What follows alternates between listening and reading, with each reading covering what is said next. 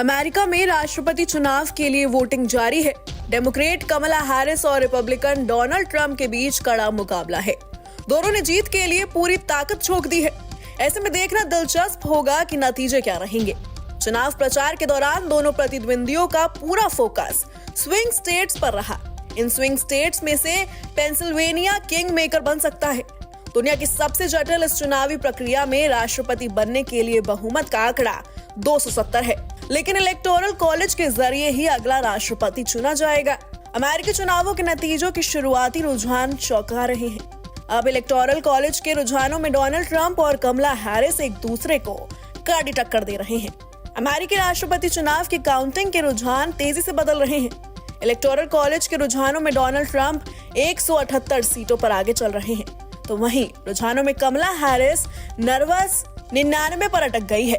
Donald Trump की Republican party का symbol हाथी अब तेजी से दौड़ा रहा है, वहीं कमला हैरिस की डेमोक्रेट पार्टी का सिंबल गधे की चाल धीमी नजर आ रही है। अब देखना रोचक होगा कि दोनों में से कौन पहले 270 इलेक्टोरल कॉलेज के जादुई आंकड़े को छूता है। बता दें कि अमेरिका में कुल 538 इलेक्टोरल कॉलेज हैं। फोकस न्यूज के मुताबिक डोनाल्ड ट्रंप को 195 और कमला हैरिस को 113 इलेक्टोरल वोट मिले हैं।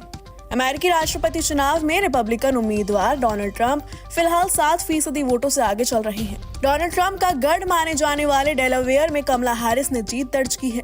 डोनाल्ड ट्रंप को Texas, Ohio, Louisiana, North Dakota, South Dakota, Wyoming और कंसास में जीत मिली है। वहीं ताजा सर्वेक्षणों के मुताबिक कमला हैरिस ने न्यूयॉर्क और कोलोराडो में जीत दर्ज की है। वहीं अमेरिकी सीनेट की बात की जाए तो 34 पर डेमोक्रेटिक और 43 पर रिपब्लिकन उम्मीदवार आगे हैं। हाउस ऑफ रिप्रेजेंटेटिव्स के मुकाबले में हैरिस 39 और ट्रंप 72 के आंकड़ों के साथ आगे हैं। गवर्नर के चुनाव में दोनों के बीच 22-22 की बराबरी है। अमेरिकी राष्ट्रपति चुनाव के लिए आए शुरुआती एग्जिट पोल से कोई खास हैरानी नहीं होती है। अर्थव्यवस्था और लोकतंत्र की स्थिति अमेरिकी वोटरों के लिए इस साल सबसे बड़े मुद्दे हैं, जैसा कि पिछले कुछ महीनों में सर्वे में भी देखा जा रहा था। लेकिन अगर गहराई से देखा जाए तो वोटरों के बीच पार्टी के आधार पर मुद्दों का बंटवारा साफ तौर पर देखा जा सकता है। रिपब्लिकन वोटरों के लिए अर्थव्यवस्था के साथ इमिग्रेशन सबसे बड़ी चिंता का विषय है, जबकि डेमोक्रेट वोटरों के लिए ये मुद्दा खास मायने नहीं रखता। दूसरी ओर डेमोक्रेट्स के लिए अबॉर्शन के अधिकार और लोकतंत्र कहीं अधिक अहम मुद्दे हैं। ये थोड़ा हैरान करने वाला है कि अमेरिकी वोटर्स के लिए अर्थव्यवस्था सबसे बड़ा मुद्दा नहीं बन सकी है, खासकर तब जब राजनीतिक बहस में महामारी के बाद आई महंगाई का जिक्र खूब रहा है।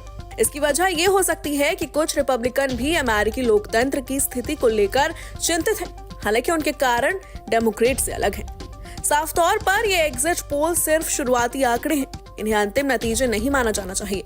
इस चुनाव का फैसला अभी आना बाकी है।